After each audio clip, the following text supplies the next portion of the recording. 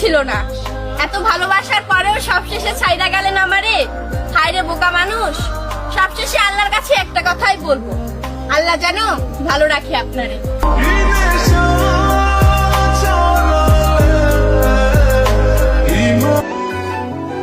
ঠকে গিয়েছি বলে ভেবো না বোকা ছিলাম।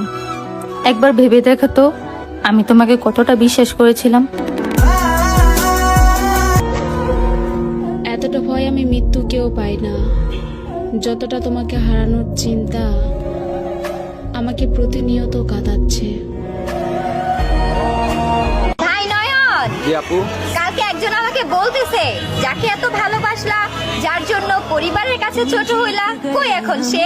জবাব কি দিলা? খাঁচায় পাখি আটকায় রাখা যায়, মানুষ না।